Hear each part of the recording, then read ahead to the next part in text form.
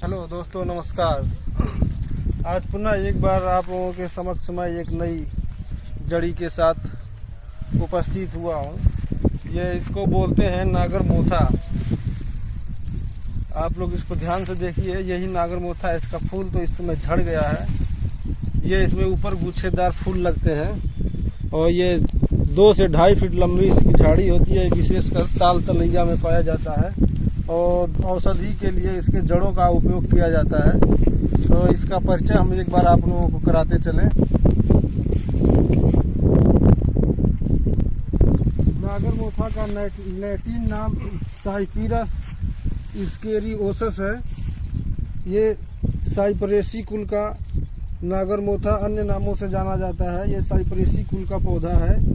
यह गुणों में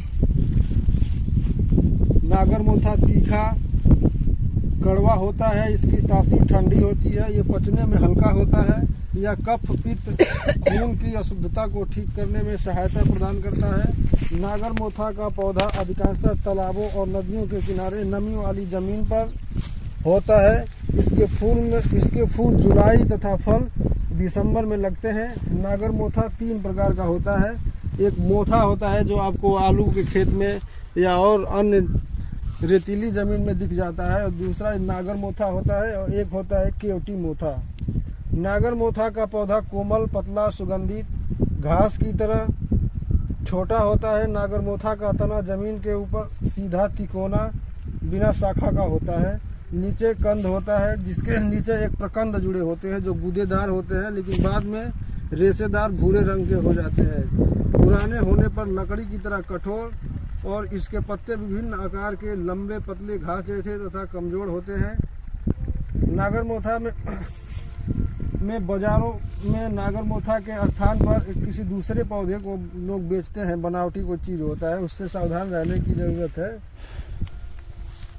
अब हम बता रहे हैं नागर मोथा का अनुभूत प्रयोग, जो हमने अपने जीवन में इसको अनुभव किया है, उसके बारे में मैं बताने जा रहा हूँ। ये तो उसका परिचय रहा।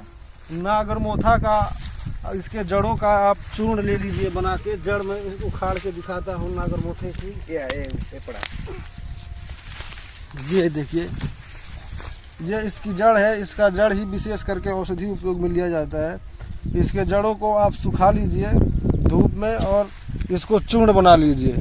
और इसका चूर्ण 1 ग्राम चूर्ण अगर गर्म दूध से लेते हैं तो कमर का दर्द, घुटनों का दर्द, जोड़ों का दर्द और रक्त का शोधन करता है। भोजन को सुपाच्य बनाता है, भूख को बढ़ाता है।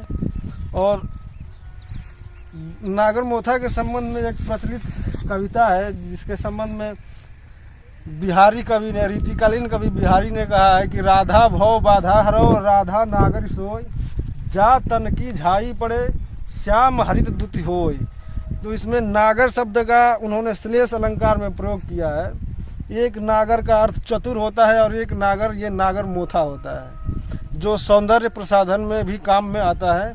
जैसे चेहरे पर कील, मुहासे, झाई हो गया हो या उससे रक्त निकलता हो, फोड़े फुंसी हो गए हो, तो नागर मोथा हल्दी और घृत कुमारी, जिसको एलोवेरा बोलते हैं, हल्दी और एलोवेरा के रस में नागर मोथा के चूर्ण को आप घिस के बिल्कुल अवलेह बना लीजिए, पेस्ट। और उसके पेस्ट को अगर आप सुबह सुबह उठ के चेहरे पर लगाते हैं और 5 मिनट धूप में सूखने के लिए छोड़ दीजिए, उसके बाद से फिर इसको धुल दीजिए ठंडे जल से। ऐसा आप 10-15 बार करेंगे तो चेहरा बिल्कुल साफ और चमकीला हो जाता है।